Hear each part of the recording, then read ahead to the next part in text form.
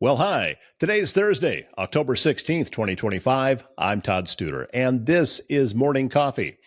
I don't need to tell you, you already know there is an election time going on in Council Bluffs, and the general election is coming up in just a few weeks. So we're going to be voting on the mayor's office and also a couple of city council seats that are up. And somebody else that is directly affected by what's going on, although he's not up for election, is Brandon Garrett.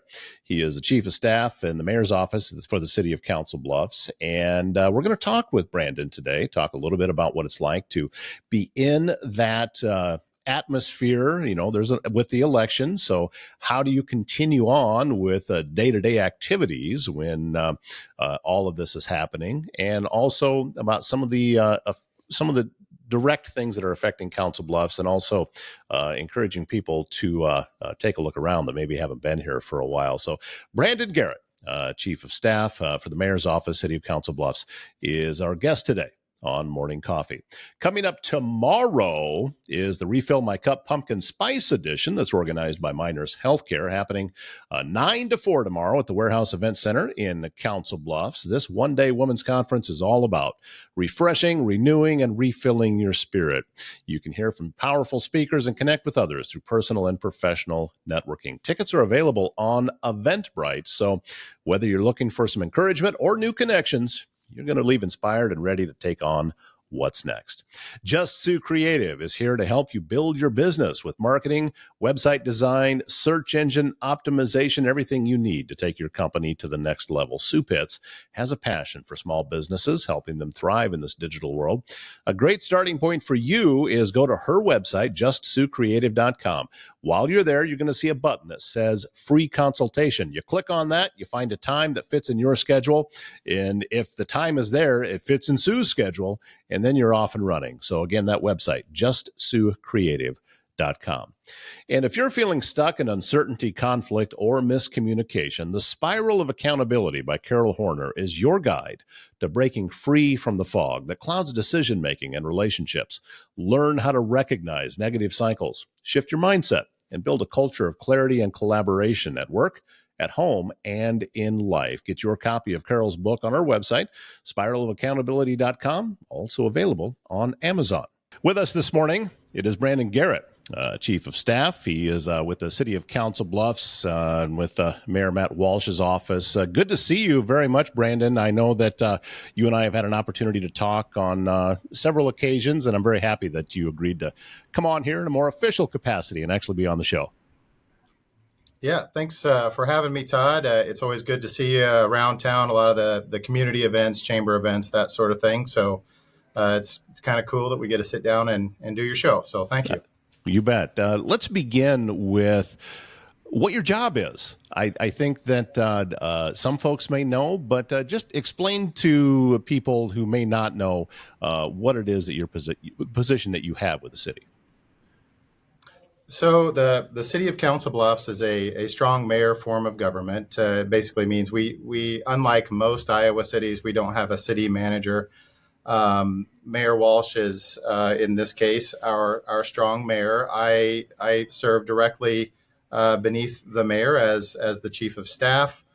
A big part of what I do is kind of work in those big picture capacities of coordinating with all of the different departments. I meet with all the directors quite regularly, and especially if there's projects or challenges that require cross-departmental coordination. I'm often involved in those things.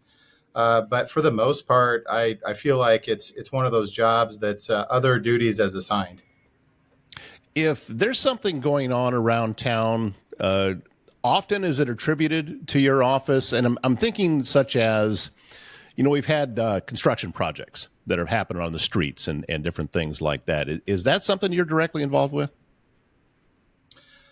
I would say not directly. Obviously all of the whether it's road projects or other developments, that sort of thing, that is all directly coordinated by the departments themselves. So roads, obviously, public works, other like development construction, that's community development. But the mayor's office and multiple other departments are always part of that process. If it involves capital spending, it goes into the capital improvement program, which is coordinated with the mayor's office and the other departments as we plug that into our budget request, which then is approved by city council. When you the way that I look at Council Bluffs, and we've talked about this, is my little tongue-in-cheek thing is that we are the biggest small town in Iowa, but we also have a lot of things that are unique, and especially this is something that's true with border communities. Because we are along obviously the Missouri River. There's communities in Iowa that are along the Mississippi River, but really to have a metropolitan area directly across the river as large as Omaha, I don't know if there's another community in the state that has this same type of dynamic. Yeah, you're exactly right. I think we try to make that point clear every time we have an opportunity with our legislators and other leaders at the state level, is that you're right. Well, first of all, our Omaha, Council Bluffs Metropolitan Statistical Area, which is a category created by the U.S. Census Bureau, is the largest MSA in the state of Iowa. Our MSA is larger than Des Moines. It's larger than the Quad Cities. So, right off the bat, we are the largest. And you are correct in terms of those border communities, whether it's Sioux City or the Quad Cities or Dubuque on the east side of the state. We are in a unique situation where the Iowa community is the smaller side of that two-state kind of metropolitan statistical area. There's obviously a lot of reasons why Council Bluffs has stayed smaller than Omaha and continues. I mean, Omaha is growing population-wise, where Council Bluffs is staying fairly steady. I wanted to get from you and from your office's viewpoint as to why that is. Why do you feel that we've stayed pretty even population-wise for so many decades? I think just looking at things from a geographical and topographical perspective, I think is a good starting point for that kind of analysis. Looking at our situation being on the Missouri River, that you have, anyone can see it.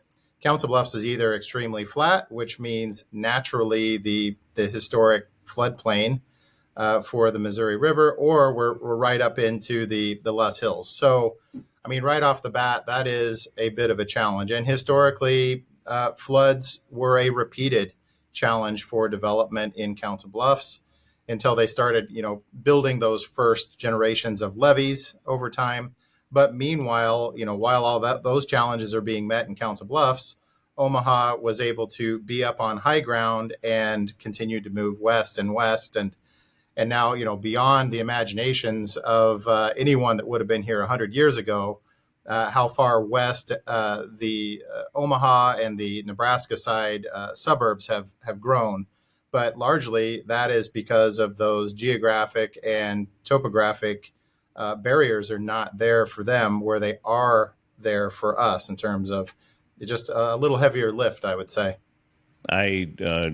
Speaking with the mayor a couple of weeks ago, he brought up a point that I had never heard before, but I'm sure that you have many times, that by expanding east, and when you start talking about wastewater, you have to start putting in pumps in order to be able to get all of that wastewater back to where it needs to go. Gravity's not going to help you. It's actually going to hurt. And that is part of what is keeping us confined a little bit. Yeah, exactly. And I think, for most of us, water down the drain or flushing the toilet, we don't think about it after that. But there is a lot to it. And it is most efficient for that wastewater, we call sanitary sewer. It's most efficient for that to follow gravity. And so typically what you would see in the expansion of a city is that you would notice that in a most efficient manner, it would follow the basins of a creek. So you would lay a large sewer main kind of parallel to a creek, because then all the development on either side of that creek would naturally flow down, the sanitary sewers would flow down to that pipe that goes along the creek. And then eventually you end up with a treatment plant that is at the lowest point in the community. And that is the case for us in Council Bluffs. Our wastewater treatment plant is kind of south of the majority of the city along the Missouri River for treatment. You spoke to the networking group that I'm a part of and had talked about annexation laws and different things that folks would think, well, why can't Council Bluffs just incorporate some of these different areas into the city limits? And you brought up something again. This is what I love about talking with you and talking with other people in the offices there, that I don't know these things, and I'm learning that the annexation laws in Iowa are a whole lot different than what they are in Nebraska. That's a really big difference when it comes to expansion. Yeah, it sure is. And every state to state, they have their own annexation legislation, their own subdivision and zoning legislation. So in terms of Iowa versus Nebraska, that's no different than any other state to state kind of comparison. But you're right. In Iowa, if it's not a voluntary annexation where the landowner is saying, yes, city, please annex me, it does get a lot more precarious. And then a whole other level of review that happens at the state that's outside of our local authority. So, when you are driving kind of on the east side of Council Bluffs, you may go in and out of city limits into the county multiple times on a single street and not know it, and really as regular folks would not know it, because you see, hey, there's streets, there's subdivisions here. Well, that subdivision is in the county, that subdivision is in the city. But for most folks, as they're buying, they're looking for their homes, they're looking at Zillow or some kind of thing like that. They are not thinking about, hey, if I buy a house in the county, it looks to me like it's in the city. When I did my search, it said Council Bluffs. It has a Council Bluffs zip code. Well, they're not looking to see, okay, I didn't know that I'm not on city sanitary sewer. I have to have, my own facilities to satisfy that. What normal people, like I said earlier, don't think about what happens once the water goes down the drain. All of a sudden, that's your responsibility if you have a septic system or a well. Some of those subdivisions might not have. There is a provider, the rural water district would provide water in a lot of cases, but some folks don't know about that either. They may have to all of a sudden become experts in maybe measuring or testing their water or monitoring their septic system. And I think a lot of folks are not maybe equipped or ready to handle that as homeowners. Yeah, I used to live on one of those streets in one of those houses about a dozen years ago or so that had a septic system. It had what I would have said at the time was city water, but I don't think it was. I think it was coming from the county. And again, seemed like we were in town. The bus drove by to take kids to school, but no, it was technically a county address. Well, jumping back to the Omaha and Council Bluffs proximity to each other, how often is it that if something affects Omaha, it has a direct effect on Council Bluffs, or is there a lot more separation than that? Oh, I would say at a macro level, the economies are absolutely intertwined. So if there's some major hit that may be technically at an employer based in Omaha, that could be felt here in Council Bluffs. And part of the reason I bring that up is, just looking at the commuter patterns that the census has available to us. We have a substantial part of our population that lives in Council Bluffs that commutes elsewhere, the majority of them going into Nebraska. We have something like 19,000 or 20,000 folks that live in Council Bluffs that commute out of the city. That high And of a number, that's like a third of the yep, population. And when you consider working age, that percentage gets even higher. exactly. And getting down, and the other side of the equation is they send more from outside of the city into Council Bluffs. We bring in about 21,000. We send out about 20. We bring in about 21,000, and then there's about 12,000 of us that live and work in Council Bluffs. So the reason I bring that up is just back to the point of the macro economy of this city should never think of itself as detached from a bigger picture of what's happening in the Omaha metro. That could even be extended to the housing market. What's happening at a metro scale versus just only looking at what's happening in Council Bluffs. So, with that being the case, there are going to be times where, you're going to have to get together and communicate with folks on the other side of the river about things that affect both sides. Yeah, exactly. And I think the communication and establishing open lines of communication to better understand positions and find opportunities to cooperate, that sort of thing. Anyone in my position or the mayor's position, and to further extent some of the department heads, they should be establishing those relationships back and forth across the river, and we do that, and I think that is mutually beneficial.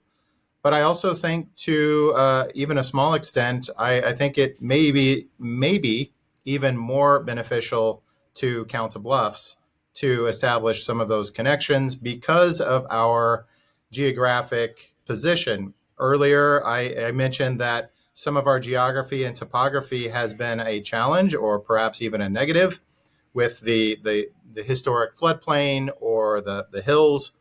But I'd also say our position within the metro is a geographic benefit, that a lot of the investments that are occurring in Metro Omaha are occurring in that Midtown UNMC area and the downtown area and the riverfront of Omaha, which are actually closer to Council Bluffs and Council Bluffs residents than for the vast majority of Omaha or other outlying Nebraska communities like Bellevue, Gretna, that sort of thing.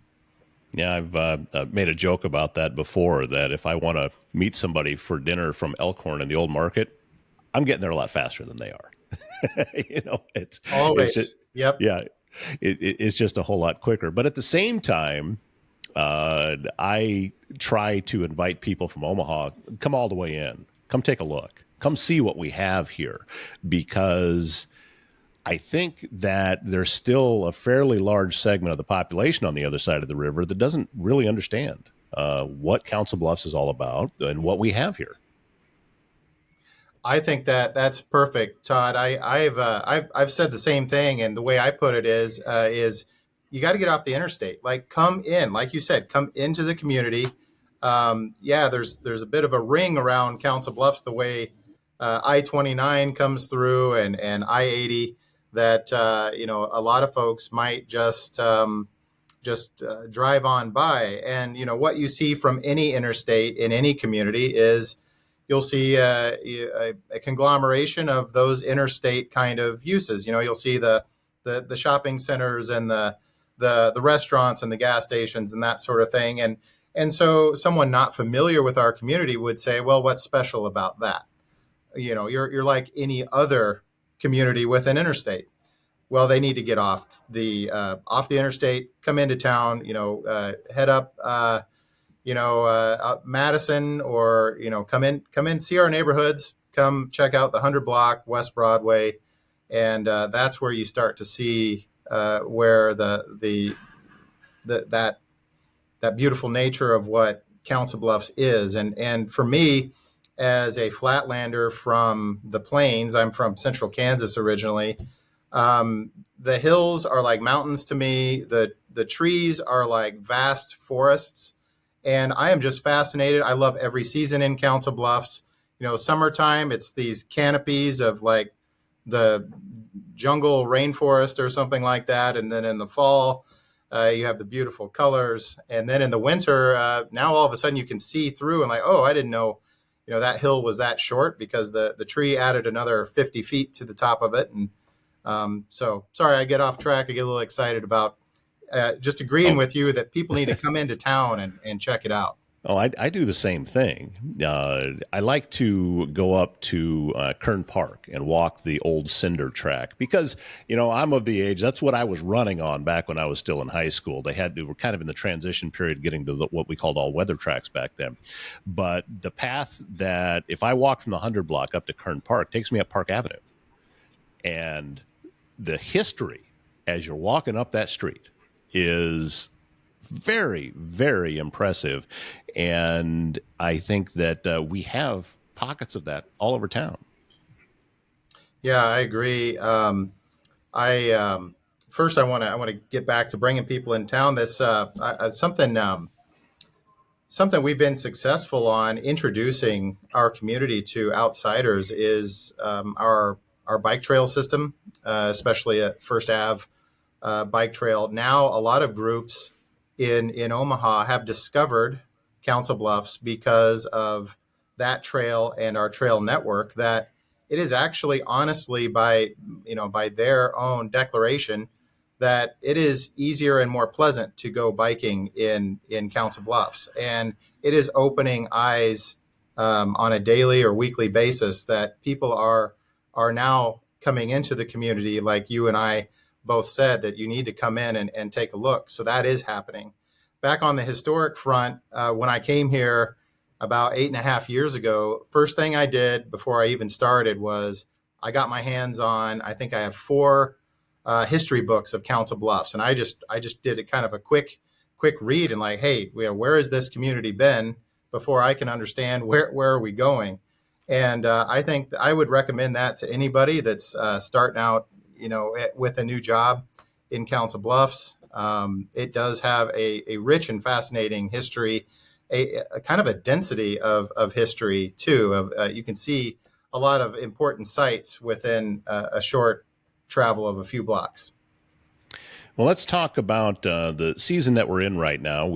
As we're recording this, we're a few weeks away from a general election where the mayor's office is up for election. There's a couple of seats on the city council that are up for grabs. And is it difficult to keep the business as usual in your office when all of this stuff is swirling around you?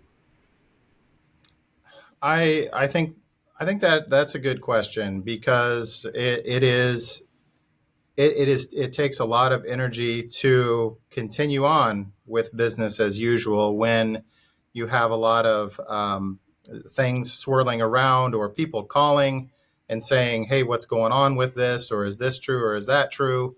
Or now suddenly, maybe there's been an issue on someone's street for 8 years, and now they feel like this is the time to ask for a favor or something like that. And we don't operate that way, so that's interesting timing.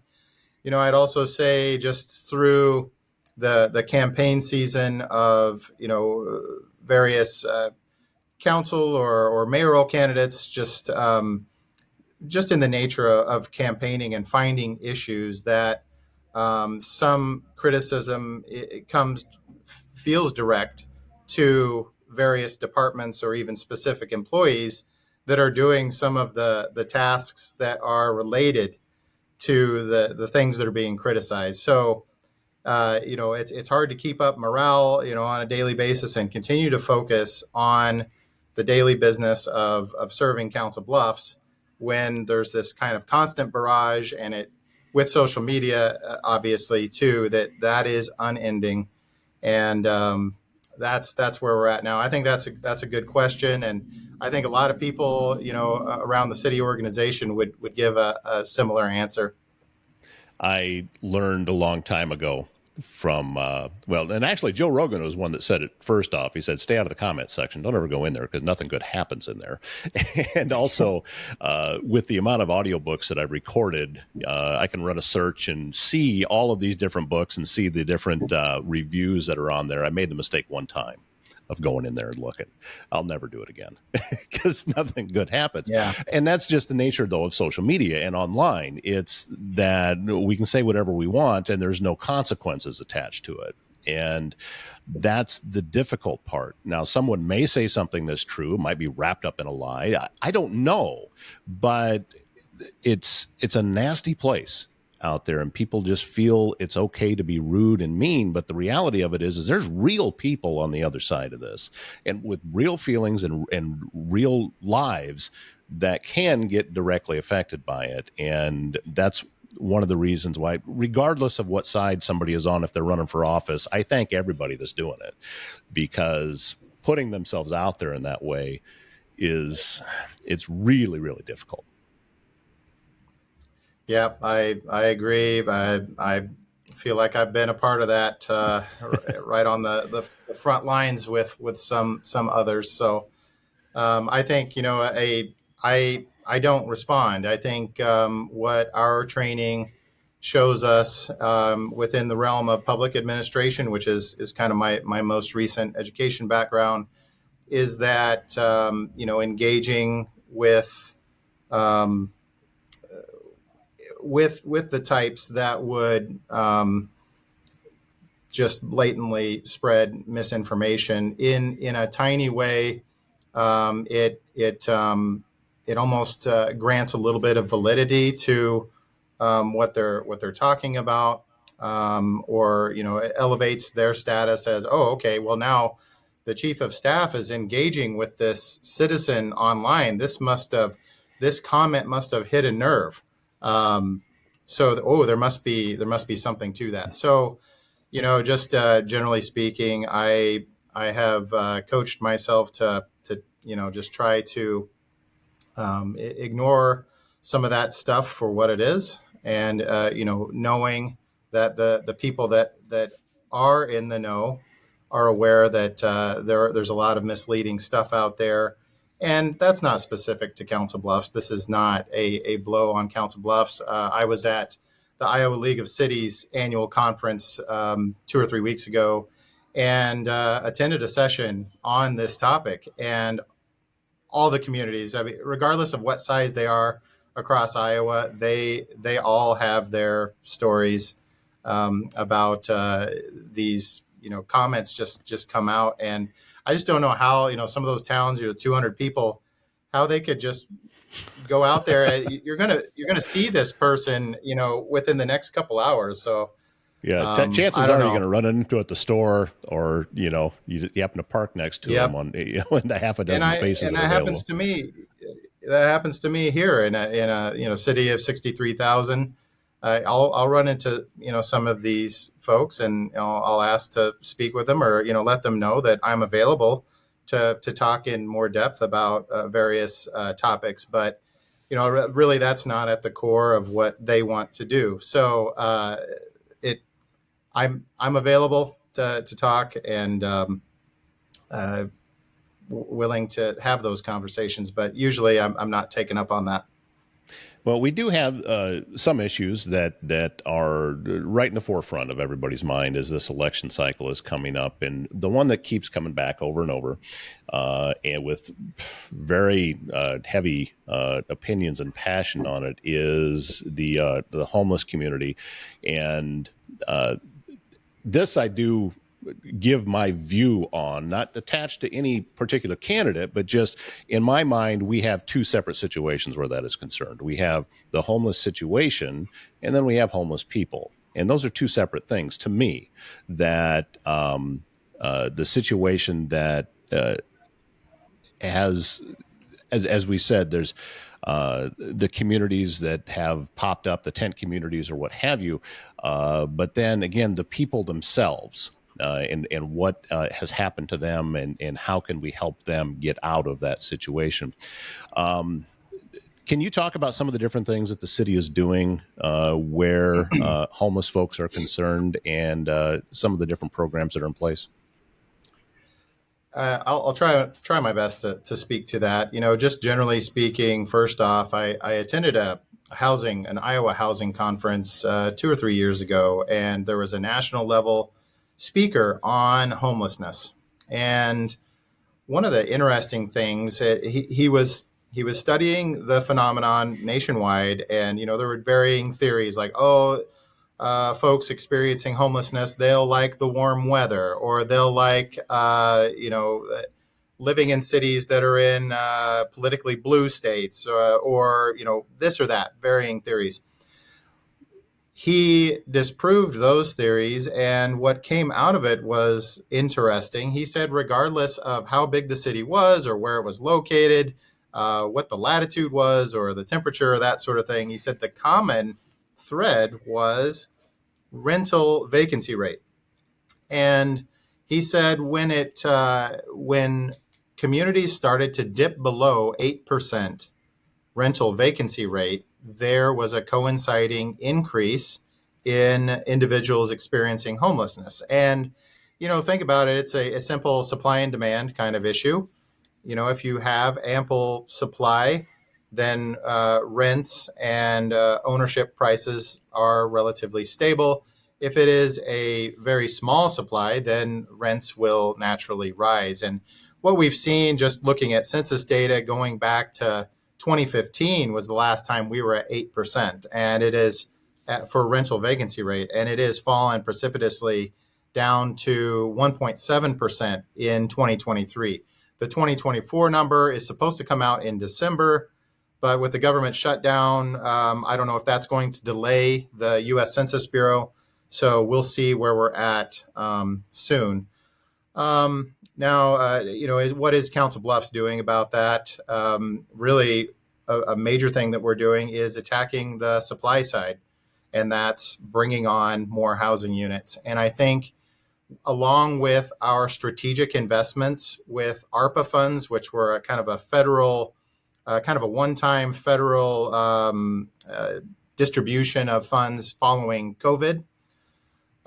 We made some strategic investments with ARPA, with some purchase of some ground for housing. We also paired up that with a grant from the Iowa West Foundation in order to create a housing development fund, which we previously never had. And now we feel like we are starting to make some traction in bringing some housing on. I think currently we're standing at, since we implemented those programs, we've completed 179 units, and which doesn't sound like a lot, but it is starting to move the needle. We have 558 currently under construction, and City Council has approved another 2,200. And what I like to say is this is a pipeline. We should always have units that are in various positions within that pipeline. Getting that initial approval from Planning Commission, City Council, units under construction, and units coming open for rent or for sale. So I would say that is a big piece of what we're doing. Also has the added impact of, obviously, with any development, you're going to be building up that tax base, which we will desperately need, not only now, but moving forward. Now, specifically on the homelessness issue currently, the police department under Chief Matt Davis just a couple of years ago piloted what they call HOP, the Homeless Outreach Program. And I think after a period of time as a pilot, they decided to keep it in place.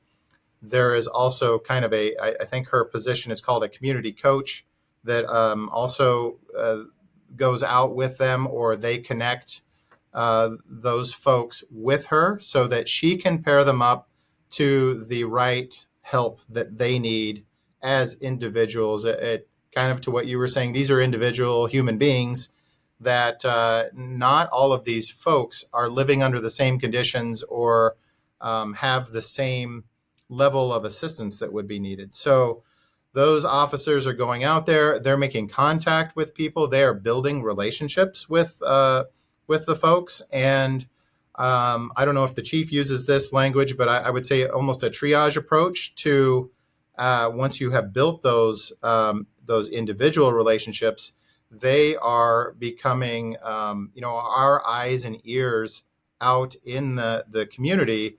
Of they could say, hey, yeah, that guy over there, he's the bad guy, and he's right over there. Go get that one. And if we can focus in a triage kind of way, focus on those individuals that are committing the higher level crimes, we can put them behind bars. I think there's maybe a misconception of, hey, why don't we just arrest these people for trespassing or some kind of minor crimes? Well, what happens is we could take them to jail for the minor offenses. They get thrown right back out, after 24, 48 hours because you haven't committed a high level crime. So really, it becomes an additional cost to the taxpayers of Council Bluffs and Pottawatomie County if you are just kind of throwing people in, and then it's like a catch and release. You're throwing them into jail for a day or two, and then they're back out again if that's your strategy, which we are going away from, or we have gone away from with this HOP program. There is a large group, I guess, cross-disciplinary group called Caring for Our Communities that it includes the hospitals and emergency services, police, fire, that sort of thing, and connecting with special human services in order to kind of problem solve certain issues, or even case management in some cases on how to address these issues. So we are meeting with and creating great partnerships. Another thing that we're watching and has created a bit of a stir is this interest that we're hearing about in Omaha about creating an ordinance against encampments, that sort of thing. So obviously that triggers us to put our ears up and think about, hey, what is that going to do to us? Do we need similar language? I think what we have been told is that initial ordinance is not going to go through in Omaha. I did see on the news, I think middle of last week, some statement that the Mayor Ewing's office in Omaha was looking to do a 6-month pilot. We have reached out to the Omaha Mayor's office to be included in what does this entail, so that perhaps we could partner on that and have the same kind of look, because the idea of these individuals living in homelessness are Council Bluffs' problem, or these individuals are Omaha's problem. I disagree with that idea. I think it is a metro challenge. It's a nationwide challenge, but here in the metro, we need to look at it and we need to approach it from a more coordinated kind of lens. Going back to what you and I were talking about just a little bit ago, you establishing these relationships. Why would Council Bluffs talk with people in Omaha? It's for when we have these tough issues that we have that line of communication open, and we can start to approach things with a metro lens instead of, hey, Council Bluffs, why don't you solve it? We're going to do this, and then we play ping pong. Council Bluffs does this and pushes people over there. Omaha does that, pushes people over there, or back over to us.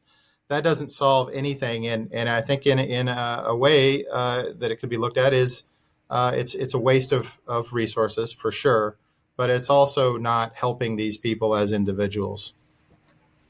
It's the hard truth about the encampments is that if those are shut down, it's not like turning an Etch-a-Sketch upside down and shaking it, and these people just disappeared. They don't. They still exist. They still have lives, and they've just now they're spread out, and looking for any place to get shelter for the night. So there's just so many different moving pieces that are attached to it, and I'm I'm not smart enough to know how to fix any of it. I'm just smart enough to, have a show and let people talk about it. I think we are all learning as we go here, and if some other city or metro area has solved it, we haven't encountered that solution yet. But we are not ignoring it. It does have a visual impact on our community, but there is a human impact that we can't forget. And to your point of just clearing camps, well, I imagine we all have an instinct to survive. Put yourself in that terrible situation. What are you going to do? You're probably going to go looking for stuff to go reestablish your camp so you can survive the next couple of days. So what I did have a meeting with, I meet regularly with the police chief and all the directors, but I just had a meeting this morning with the police chief, and we are cleaning up abandoned camps. So occasionally we'll encounter what appears to be a camp that's been abandoned. There's no recent activity. We'll go in and get those cleaned up immediately. Well, Brandon, I wish that we had a couple hours to talk. We don't. You're way too busy for that. But I am grateful for the amount of time that you have given us to visit just a bit about some of the things that are going on in Council Bluffs. And I know that, being an election cycle, it's tough. And to think that we're looking long term, but we don't know what's going to happen in a few weeks. So it's a weird little dynamic that I've never had to experience that you're living in right now. So grateful that you're sitting there in the chair and getting the work done. And also grateful that you've taken some time to talk today about some of the different issues that are affecting us here in Council Bluffs. Always nice to talk to you, Todd. And, anytime or just casually, I enjoy talking to you when we're at events. So yeah, I'll see you soon. Maybe next time, just a cup of coffee, right? Yeah. All right. We'll talk to you soon. It is Thursday, and that means it's $5 burger and fries night at the Mile Away, just north of Council Bluffs on Old Lincoln Highway. $5 half-pound burger with fries or tots and with the purchase of a drink. And you can't beat that deal. It is an eat-in only, but why would you want to go anywhere else? Stay there, visit with your friends, visit with the folks that are there at the Mile Away, although they're moving pretty fast on Thursdays because this is going to be a hopping night. So if you like to be around a lot of friendly people and everybody in a good mood, the Mile Away is where you want to be tonight. Again, on Old Lincoln Highway, just north of Council Bluffs. The Mile Away was the first place that Bryce Taylor from GLI Insurance Group and I went to, and we started doing restaurant highlights. And Bryce has posted on his Council Bluffs Food Lovers page a poll to see where you would like us to go next. So here is what's on the list: the Spillway, also Home Team Cookout, Legends Cafe, or a couple of locations in Underwood, Garcia's, and also a new place called Friends. So if one of those is where you think that we should go next, go to the Council Bluffs Food Lovers page. If you haven't followed it yet, you need to, because this is a great site. And vote. And whoever gets the most votes, that's where Bryce and I are going to go at our next restaurant highlight. Voting is going to close on Sunday evening at 7. So get there quickly and get that done. Thank you again, Brandon Garrett, Chief of Staff for the Mayor's Office, City of Council Bluffs, for joining us today. And he's a busy man. And the fact that he was able to get on the show for just a little while, I'm very grateful for that. So thank you again, Brandon. That wraps up today's show. I'm out the door, heading over to my Council Bluffs Business Connection meeting that happens every Thursday morning at 7:30. If you would like your business to come in, visit, and possibly even join, reach out, and I'll get you connected to the right people. Just send me an email, toddstuder@gmail.com. That wraps up today's show. My name is Todd Studer. We'll see you back here tomorrow morning.